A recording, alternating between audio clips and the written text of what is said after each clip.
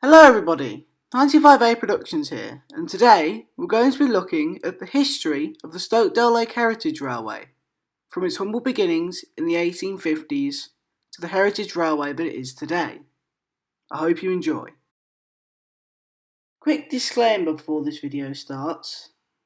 The liveries of the engines in this video aren't exactly going to be accurate. I know that's a bummer to a lot of people, but I'm just working with what I've got. Without any further ado, let's just get on with it, shall we?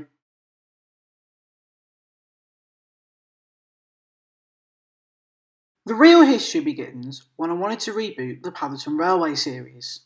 It went under the working title of the Patherton Railway series Overhauled. I began building a route, but quickly realised that the route I wanted was far too large for one set. As such, I began building each station as its own set. I had begun recording for episode 1, but I soon realised that the quality would be poor and the lag would be immense. So I cancelled this version and began a new version. I am sad to say that the original route has been lost to time. This is the only known footage of said route, which is just an intro shot.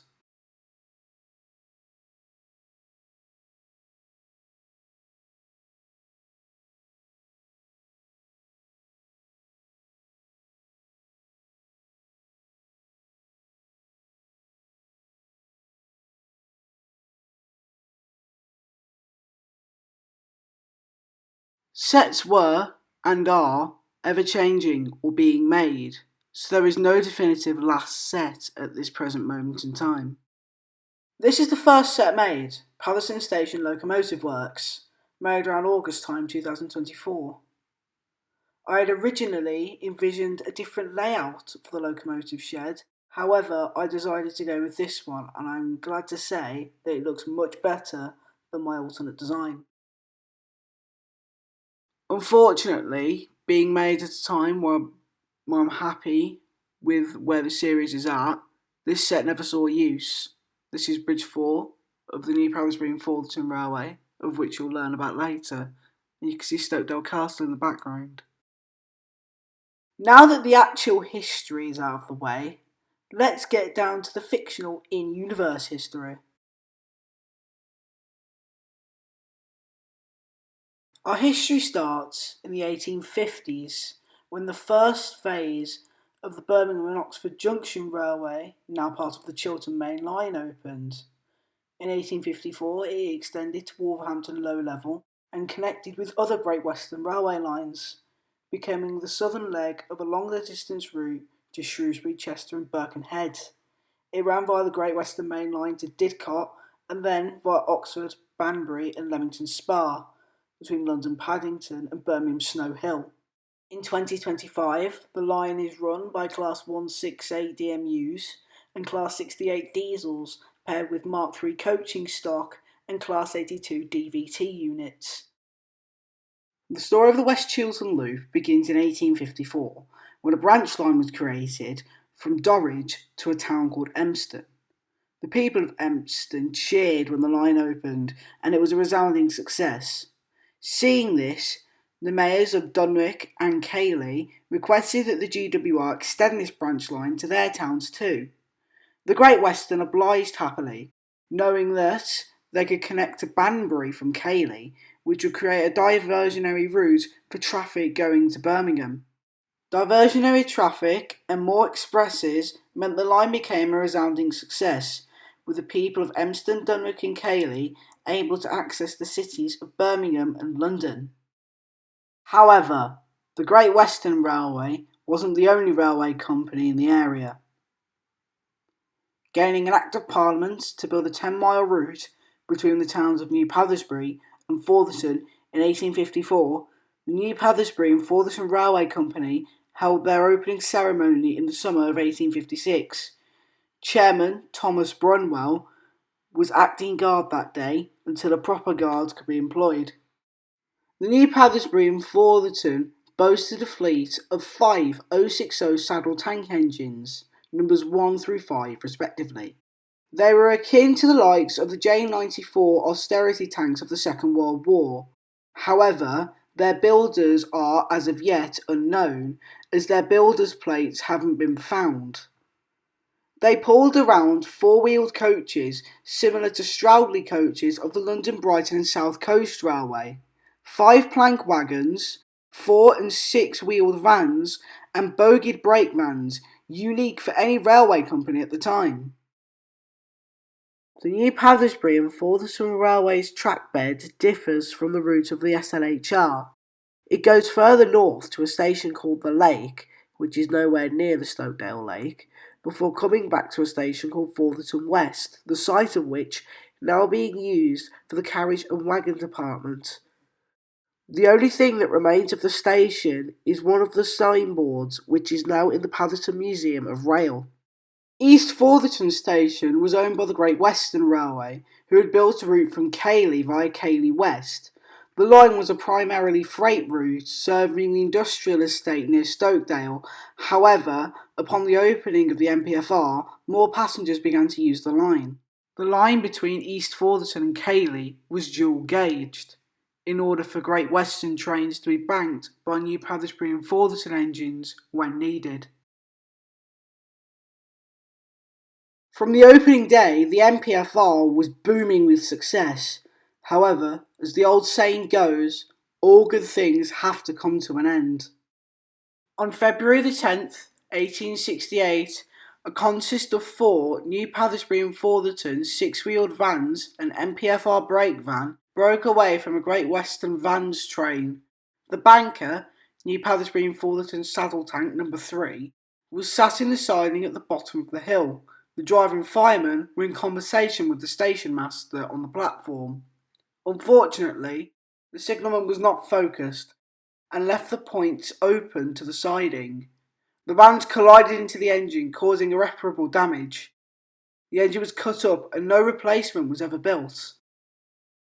There were no fatalities in the crash, as the guard had jumped clear before the incident.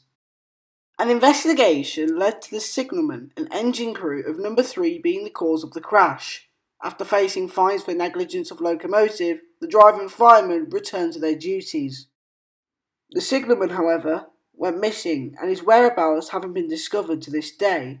His name has been eradicated from all records since 1890, though rumours claim he moved to Banbury. In 1885, the GWR absorbed the New Pathersbury and Fortherton Railway to form a complete through line between New Pathersbury and Cayley Town. This went south of the original running route that the New Pathersbury and Fortherton used and is still used today. The route, which passes through Stokedale and St Locust stations, was built in around 1890. And with that, the 19th century is complete.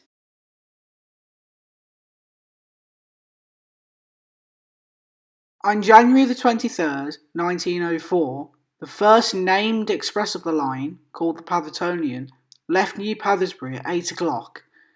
It called at Patherton, Cayley Town and Banbury on its way to London. The inaugural service was hauled by Great Western Railway City Class number 3434, City of Birmingham. 2 days later, New Pathersbury Shed had an open day, in which a second city squirmed its way into the shed, allowing for shots of one of Churchward's most famous designs side by side on the same shed. However, all the positive publicity was short-lived, and in 1905, the second disaster occurred.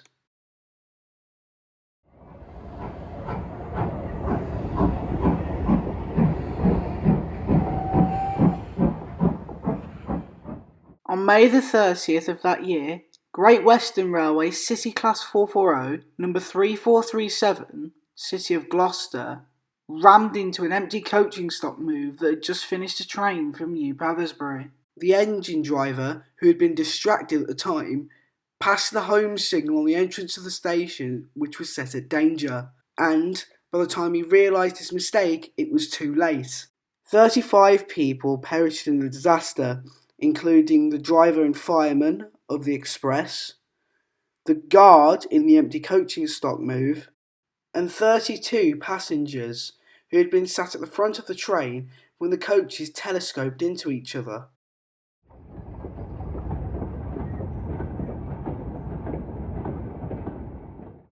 On September the 10th, 1907, the first of the remaining 4 060 saddle tanks of the MPFR was officially withdrawn from service. Number 4 was taken on a goods train to a scrapyard and cut up in early October. For 4 years, between 1907 and 1911, nothing much happened. However, November 29th, Thomas Brunwell, who was train spotting at Cayley Town, caught a glimpse of 2 brand new Great Western 260s. Dubbed the 4300 class by George Jackson Churchward, numbers 4307 and 4319 had been allocated to New Pallisbury Shed on trial. The trials had been a resounding success.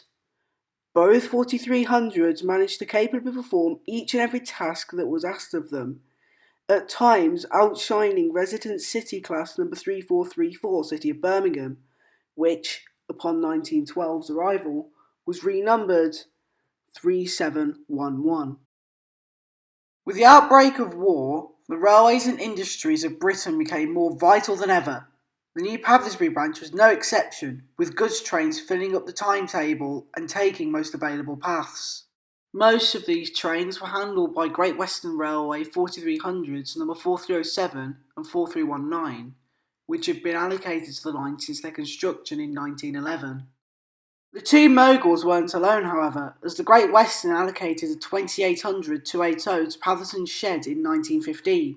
The identity of said 2800 is unknown, due to documents referring to it either being lost or vandalised.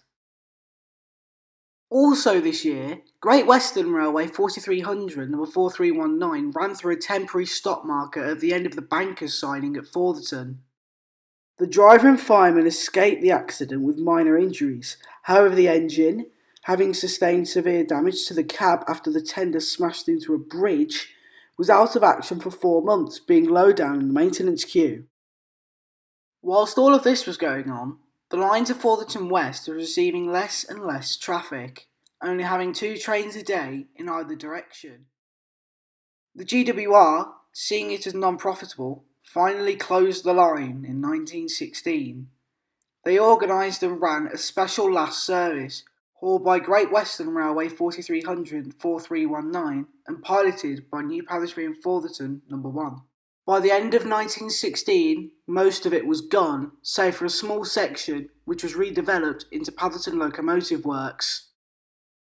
On November the 11th, now known as Armistice Day, the Treaty of Versailles was signed. This marked the end of the Great War.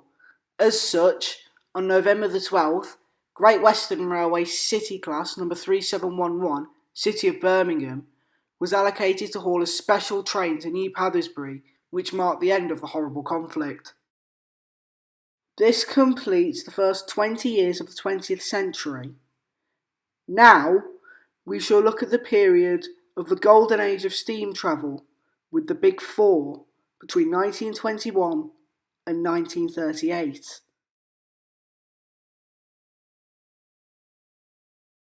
At the end of World War I, debates sprung up whether or not the railway should be kept in government hands. The Railway Act of 1921 put an end to these debates, and, while the railways were handed off to private hands again, they will be grouped into 4 large companies: the London Midland and Scottish Railway, the London and North Eastern Railway, the Southern Railway, and the Great Western Railway. Both loops of the Chiltern Main Line, as well as the New Pallisbury branch, firmly remained in Great Western hands. However, LMS engines were no strangers to the line. This is due to running rights allowing LMS trains being allowed as far south as Banbury. While most London Midland and Scottish Railway engines only stayed for the night, some engines were permanently allocated there for years at a time. 2 of the most prominent of these engines include a pair of ex-Midland Railway Fowler 4Fs, numbers 4014 and 4027 respectively. These two worked mixed goods and light passenger duties on the line. The arrival of the Midlanders meant that other engines saw less use. The most affected was GWR 4300 number 4307, having only had one train per day for an entire week. As such, when a depot in the West Country called around for a spare mixed traffic engine, the New Pathersbury Shedmaster was more than happy to send 4307 away, seeing as it was surplus to requirements. 4307 left the line on the 21st of January 1924, taking its last local at around 5:30 that evening. The departure of 4307 brought bad omens to the line. These all came to a climax when, on April the 20th, 1924, New Pathersbury and Fatherton Railway No. 5 suffered a motion failure. The inside motor of the engine ripped itself to shreds after the engine entered an uncontrolled slip when the brakes slipped on, causing the inside motion to effectively self-destruct, and the engine was deemed unfit to move on the spot. A rescue engine in the form of ex-Midland Railway 4F number 4027 came to take the failed engine to safety, also known as Patherton Platform 1. The 4F took the train on, whilst a decision was made on what to do with number 5. The train eventually arrived at New Pathersbury, almost 2 hours late. Late that night, number 5 was shunted onto a slow goods for Cayley Town, where it was then shunted onto a goods train for London, and then on a goods train to Swindon Works, where it was scrapped on April the 25th. The withdrawal of number 5 prompted the upper management of the Great Western to look at the other two saddle tanks from the MPFR, numbers 1 and 2. Around the same time, the Great Western had been getting rid of its absorbed stock, the stock that hadn't been built by the previous Great Western Railway before the absorption into the Big Four. This led to the executive decision to withdraw the two saddle tanks, the last in-service reminders of the New Pathersbury and Fatherton Railway Company, and on June 18, 1924, the two tank engines hauled the 10 o'clock special from Cayley Town to New Pathersbury, with LMS Fowler 4F number 4027 attached to the rear to make sure that there was a backup engine in case anything went wrong. However, the story for these two saddle tanks does not end here. Timothy Brunwell, grandson to Thomas Brunwell, was absolutely distraught when he found out the last of his grandfather's legacy was being thrown away. With the other three engines already withdrawn and scrapped, and the last of the New Pathersbury and Fatherton wagons being round up to be withdrawn, he decided to buy the two engines, as well as a few coaches and wagons, to ensure that, while long gone, the era of the New Pathersbury and Fatherton would live on forever.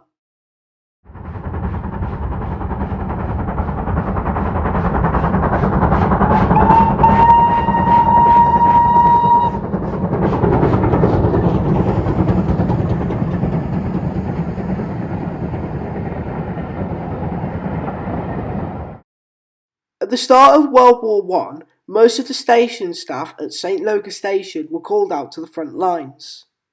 However, most of them, unfortunately, never returned. This meant that the station fell into a state of disrepair, and those who had stayed behind hadn't bothered to go into work as trains weren't scheduled to stop there until the end of the war. By that time, the station was in such disrepair that parts of the canopy outside of the station had begun to fall down. As 1924 began to draw to a close, the station had received less patronage than during the war, which, for a station in the middle of nowhere, didn't surprise the GWR that much. Therefore, as of the 1st of January 1925, all services stopping at St Loca would be suspended and would continue on to Stokedale, where the people of St Loca would have to travel to, or would take a bus into New Pathersbury. During the Great War, the Pathertonian had been cancelled to make way for goods services to meet the demands of the war effort. In 1919, the GWR felt it was safe enough to bring it back, and the popularity was through the roof.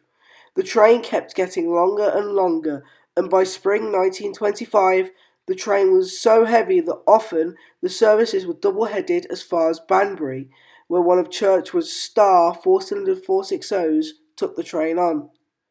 This led the new Pathersbury shedmaster to look at a new engine for express work.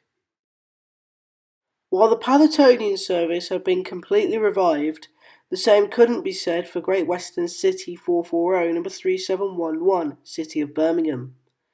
It had received little to no care since 1920 and was just able to function and perform basic tasks required of it. By this point, Charles Collett had already introduced his more than capable Castle Class 460s, and the London and North Eastern Chief Mechanical Engineer Sir Nigel Gresley had introduced his famous A1 Pacifics. This made the cities look very outdated, and talks of withdrawal of 3711 began to circle around the engine crews of both Patherton and New Pathersbury sheds. As such, during April 1925, Great Western Railway Star Class 460 number 4037 Queen Philippa was trialled on the Palatonian to a resounding success both with locomotive crews and the public. The engine stayed on the line until its next general overhaul in 1926, when it was rebuilt into a Castle Class 460. The motive power scene was boosted immensely when two Great Western Railway 4300 260s arrived. This included 5380, a 1920 build, and the return of 4307, which had been one of the first two moguls allocated to the line when they were brand new. Whilst, in their first few months, the two moguls remained on goods work, 5380 could be often seen on passenger workings during the later months of 1925 and earlier months of 1926.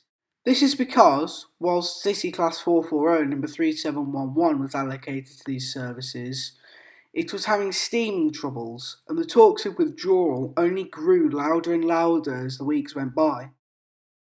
Things came to a head for the engine in December of 1925, when, whilst trying to pull a six-coach train up the bank at Coutha, it stalled halfway up, with empty sandboxes forcing the wheels to slip.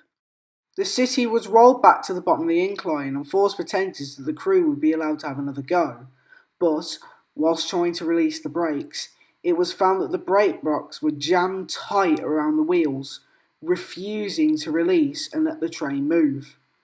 They deemed the engine unfit to move, and, eventually, a rescue engine arrived in the form of Midland Railway 4F number 4014.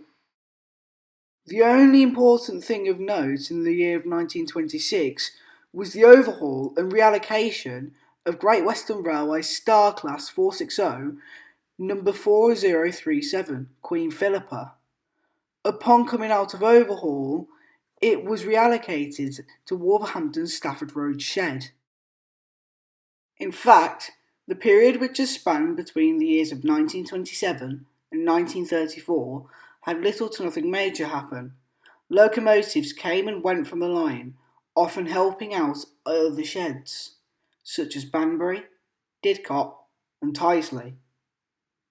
The most notable occurrence was the withdrawal and condemning of GWR 3700 City Class 440 number 3711 City of Birmingham. The engine was returned to Swindon in July of 1930, where it was cut up. In 1934, one of the relatively new Collett Goods class or 2251 class engines, number 2265, was allocated to Cayley Tonin Road shed. It was trialled on the line and was a success, hauling both local and semi-fast goods as well as local passenger services along the line. Things on the motive power scene only remained positive for a few years, as in April 1938, Great Western Railway 4300 class numbers 4307 and 4319 were finally withdrawn from service after 27 years since they were first allocated to New Pathersbury shed. Whilst 4307 was taken away to be scrapped, 4319 was bought by Mr. Brunwell, the same man who owns the two remaining New Pathersbury and Fullerton saddle tank engines.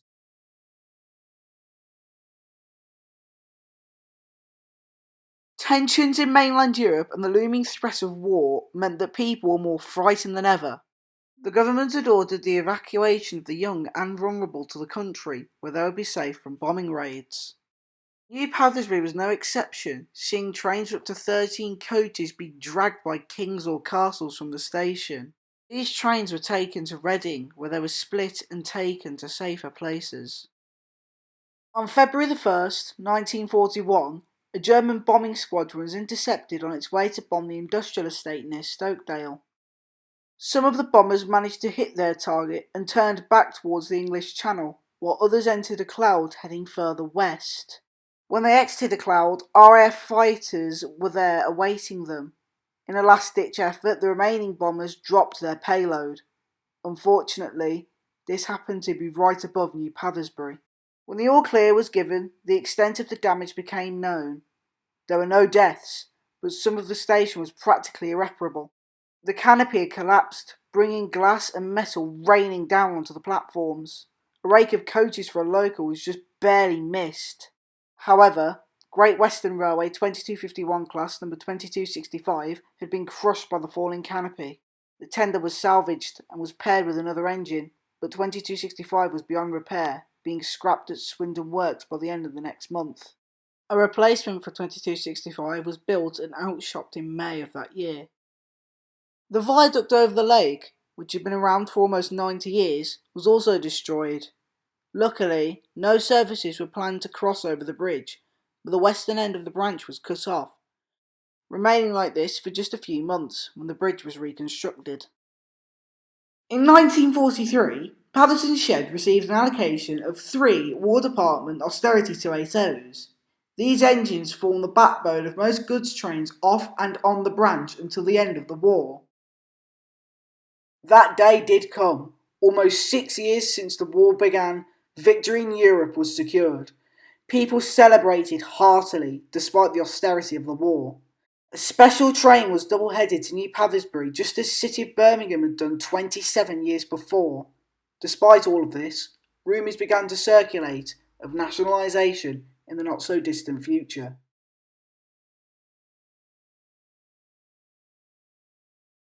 In 1947, the Transport Act was passed. As of January 1st, 1948, the Big Four would be no more.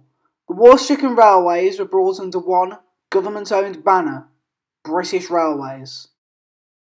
One of the first things to occur in the BR was the locomotive exchange trials, a series of tests where different locomotives from different regions would be assessed on services on their once rival systems.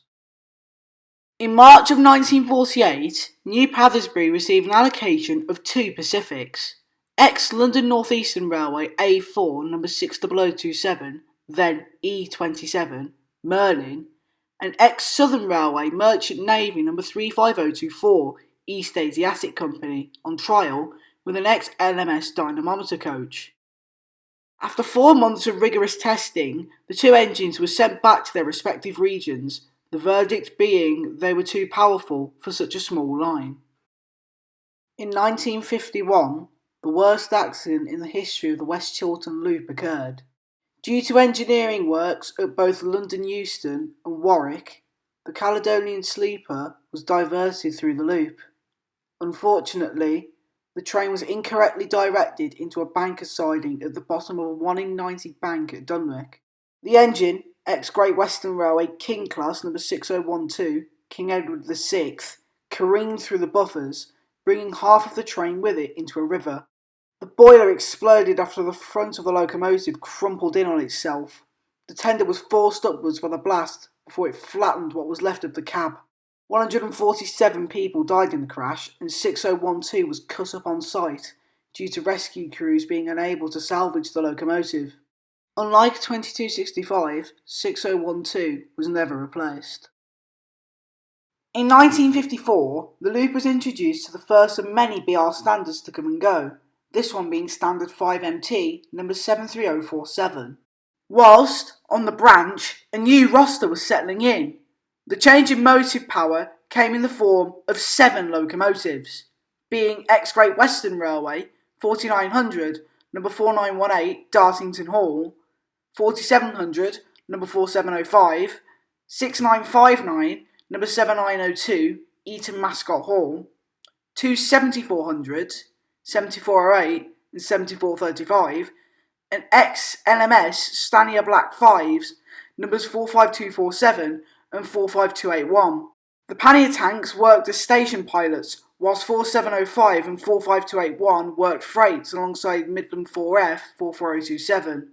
The Hall and Mod Hall worked passenger services, mostly fast and semi-fasts, while 44014 worked locals, with ex-Great Western 4300 number 5380 relegated even further to pick up goods. This was the beginning of the end.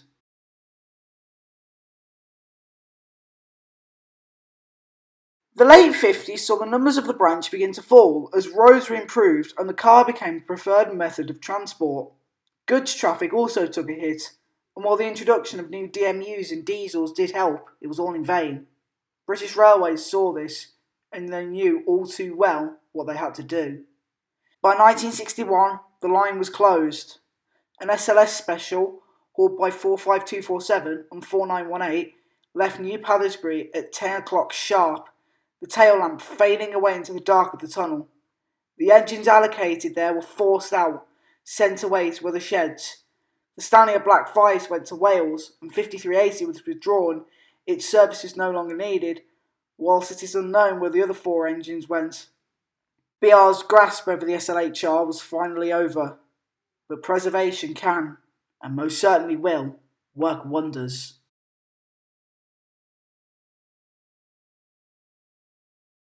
The Brunwell family have been vital to the line for over 100 years, with Thomas Brunwell being the general manager of New Pathersbury and Fullerton Railway Company. Timothy Brunwell, his grandson, had set up the Brunwell Locomotive Collection. By 1961, the collection played host to 5 locomotives. These were New Pathersbury and Fullerton Railway saddle tanks numbers 1 and 2, Great Western Railway 4300 number 4319, Midland Railway 4F number 44014, which had been bought in 1960 after withdrawal the year before, and Great Eastern Railway L77 number 69721. A large fundraiser was started, and in 1962 the line was purchased for £50,000. This also included any older rolling stock, including a rake of ex-LMS Stanier coaches and ex-Great Western Railway Hawksworth coaches. A rake of 6 Caledonian Railway bogie coaches were also purchased, though these were in dire need of full overhaul. To pay for this, a new company was set up, the SLHR Association. The new company bought out the coaching stock and the line, easing the workload of the Brunwells, and their team of volunteers, which had been rallying themselves since the line had been bought, began their work to restore the line.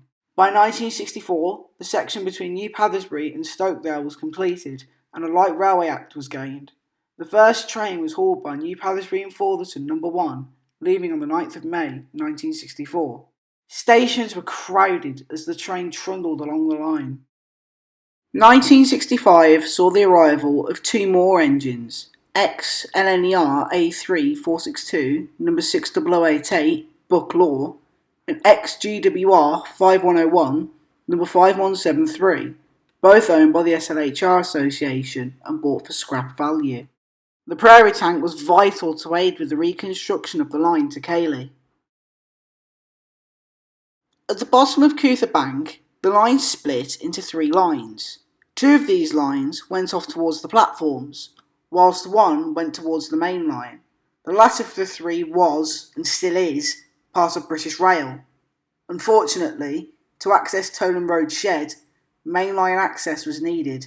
Until the correct requirements are met, the shed is out of bounds to all SLHR engines.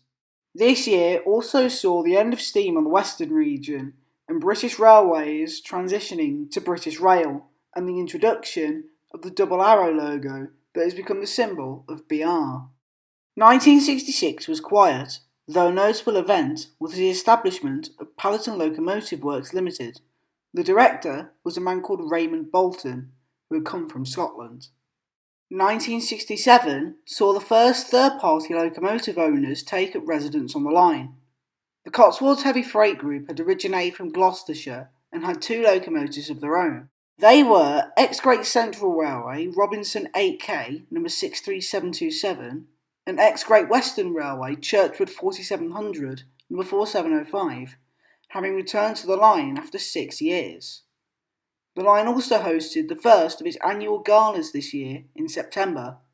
Perhaps the most eventful and emotional year for steam traction, 1968 started off with a quite literal bang as SLHR-A 2599, Buck Law, failed in spectacular fashion while climbing Cootha Bank in early January. The engine was out of service until late the next year. The SLHR Association bought another engine in mid-May in the form of BR-built Collitt Goods, number 3219, the last member of a 120-strong class of mixed traffic machines. The 3rd of August 1968 was a day for the history books. 1 Tango 57 to staff, the 15 guinea special marked the end of steam for British Rail. BR imposed a complete ban of steam traction on their metals. That didn't stop preservationists. Edward Brunwell famously said on the opening day of the gala that year, "British Rail may not want soot, shovels or coal, but as long as we're open, this place will be a haven, a safe place for steam, a chance for the public to experience what generations before knew all too well. It is not a collection. It is not a museum. What is it then, you may ask? It is a railway, just like any other, but it is also a living, breathing look back at what our island nation has achieved. It is a group of dedicated volunteers, societies and engines from all corners of Britain and even beyond. So thank you to all involved with the revival of our line, whether it be working, volunteering, donating, or even just buying a ticket. Your enthusiasm keeps us alive. Thank you, and here's to years of more operation." In 1969, Edward Brunwell purchased a fourth tank engine, a GWR 5700, number 7718. The line to Cayley was also reinstated, meaning that the two termini were finally united once again after 8 years of isolation from each other. 1970 led to the second third-party locomotive owners arriving, the Midland Engine Society. They brought with them 3 engines. They were Fowler Unrebuilt Patriot, number 45541, Duke of Sutherland, Stanier 5F Mogul, number 42962, and Stanier Princess Royal, number 46205, Princess Victoria. Also this year, Brunwell purchased 2 ex-LMS Black 5s, 45247 and 45281, both once residents. However, the state of 45281 was abysmal. The engine was missing many vital components, such as most of the right motion, an injector, all of the cab controls, the safety valves and the smokebox door. This meant the engine was nothing more than spare parts for 45247. In the early days of 1971, a third party was set up. The 4081 Fund had been established to save its namesake, ex-Great Western Railway Castle Class number 4081, Warwick Castle. The engine was purchased in March, but getting the engine to Patherton Works was tough. Whilst in the past, British Railways had been lenient on allowing scrap engines to be moved to Heritage Railways, this time they weren't so lucky. The engine had to be transported by lorry to Patherton Works. Fundraising was slow as well, seeing as there were, and are, many other castles in preservation. Eventually, funds were accumulated and the overhaul of 4081 began. 1972 wasn't quite eventful. The only major thing that happened was the arrival of ex-Southern Railway V, or Schools, class, number 30921, Shrewsbury. The engine was in dire condition, and due to Mr. Bolton having a lot of contract work, including the overhaul of unique Midland Railway Fowler 010, number 58100, the engine was low on the overhaul queue.